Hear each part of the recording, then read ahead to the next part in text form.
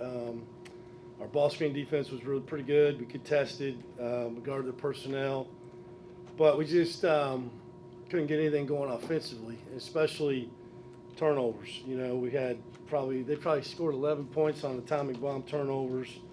We were 12 for 26 at the rim. Not winning numbers. 5 for 27 from three in the guts of the game until we made three there late.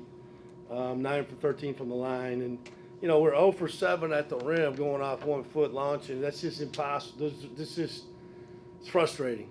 I thought that the Will's team did a really good job of switching us 1 through 5, and we don't have enough guys willing or trying to get in there off the dribble. You know, a lot of times we were just station to station, you know, around the horn instead of getting in there off the drive off some mismatches. But they did a good job. They're a physical defensive team. They turned us over, 15 times, and but a lot of those, or 16 times, a lot of those turned into points, I thought. So the start of the second half just killed it. I felt pretty good at halftime. We were down 4. We had a nice comeback. Then we come out, we can't score. And we put, I think there was 10 possessions to start the second half. We scored twice. And that just put us in a hole, you know. And so, coming in here, thinking if you could hold to 70, because they score a lot of points in this building, we'd have a really good chance to win, but our offense just didn't get it done. And I say that crediting NC State and Will and his team. You know, they played, they're tough, they're physical defensively. And, you know, they turn defense into offense, the way we kind of like to do it too. And they just did it better than us today. Questions? Steve, the Omaha Baloo that you saw today, Yeah. is that something you can kind of bottle up and kind of carry with you the rest of the season? I think it's a good point. It's called consistency and confidence. And I think that the more he plays, I think I've said this before, the more he plays, the better he's going to get. I thought he showed what he's capable of today, not only just scoring and rebounding, but he didn't turn it over either. You know, and he plays. I think that of all the guys on our team, he's probably the most consistent at playing his role on both sides of the ball. Okay, both sides, defense and offense. He's pretty consistent in what he does, and we need more guys like that. But I would hope, that he could continue to play that way. I thought he played well. I thought he played with a lot of confidence, and I'm happy for him. Steve, I know it's been nearly 2 weeks since the Vanderbilt loss. Yeah.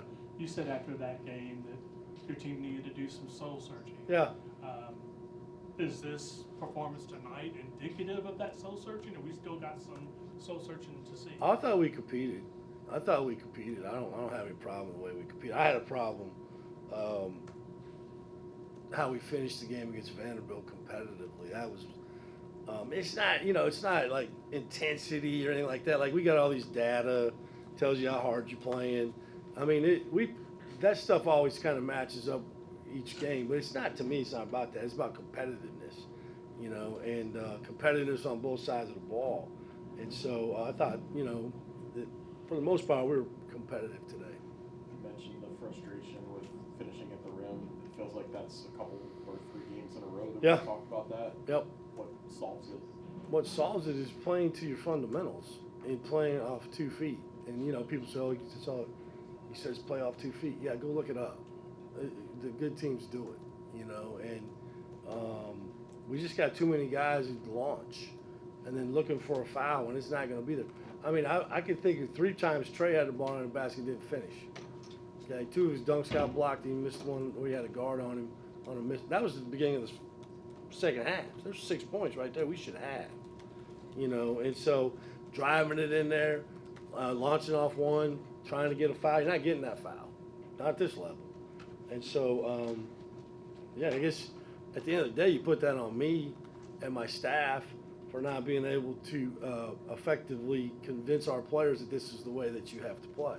But here's the thing. You can do it in practice, but you have to do it when the lights come on, right? And sometimes these things that I tend to see sometimes aren't the things that I see when the lights aren't on. You mentioned Trey. He's a 5th-year guy. Nate Yeah. Helmies was 0 for 5. Yeah. Gotta play better. It's part of the frustration that No the question. older guys not doing it. Yes. Yeah, I mean, they've been around. They've been around. You know, I'm not, you know, juke. Drive it in there when there's 3 guys in there. They're gonna take your ball, come off of it. You know, just pretty basic stuff. But, you know, again, the shooting percentages are poor. You know, and you say, okay, you know, I give NC State credit, but I do think there was a lot of times there we had pretty clean looks, and we didn't make them. And you can't. It's not going to win that way in this league, especially on the road. You know, and this is not going to be an easy place for anybody to come in and play anyway. You know, and I'll go back to it. If you asked me before the game, could you hold them to 70? Would you have a pretty good chance to win? I would say, heck yeah. You know, and you know, we did in the first half, but last time I checked, there's 2 halves. Does it feel like another missed opportunity to pick up a key marquee Quad 1, Quad 2 game? I mean, anytime you get beat, that's a missed opportunity, right?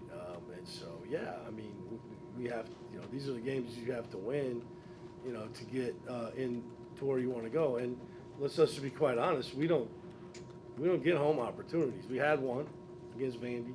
We'll probably maybe get one against Louisville, and that is going to be it. You know, and that's always kind of been my biggest thing with the net since I've been in the ACC is just the lack of 0 opportunities to win at home and get, you know, a Quad 1 win.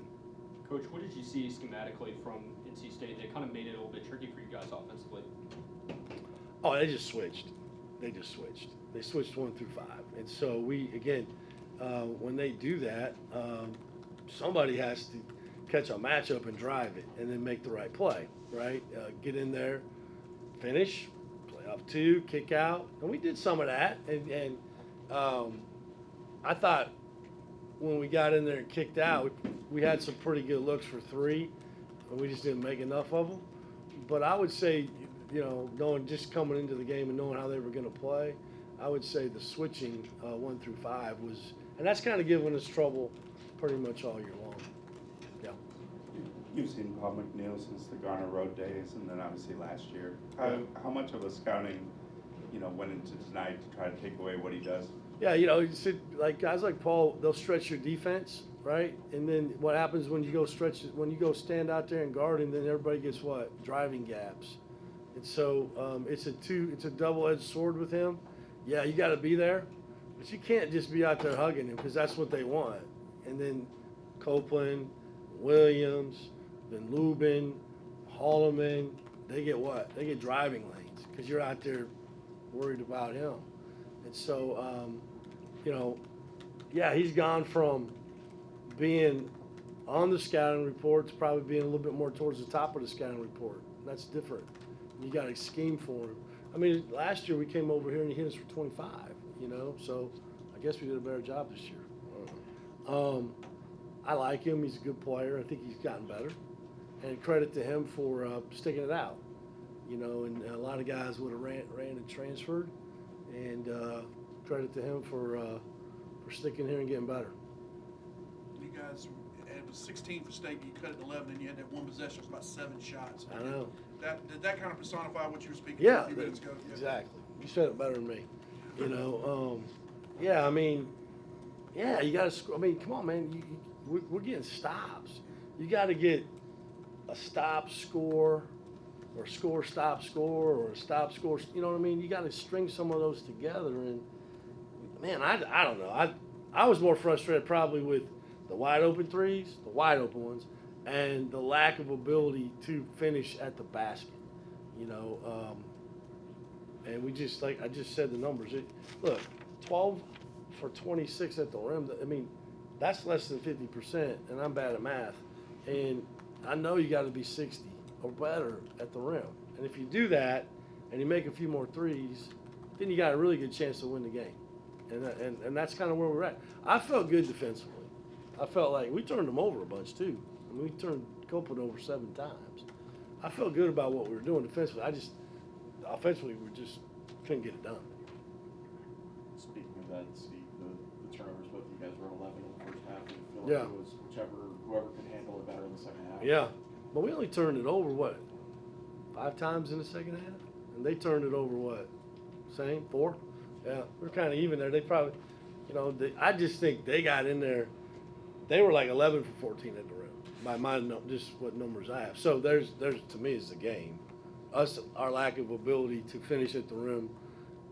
I'm not talking about floaters here. I'm talking about at the rim, and their ability to finish at the rim. I would say if you put it, what's the difference? It would be that right there. Because both of us didn't shoot the three great, right? And we made three late that made it look like we made 8, but we really made 5 for 27, in my opinion. And so, I would say finishing at the rim. Anything else? All right, thank you. Thank you, everyone. Thanks, Coach. Yep.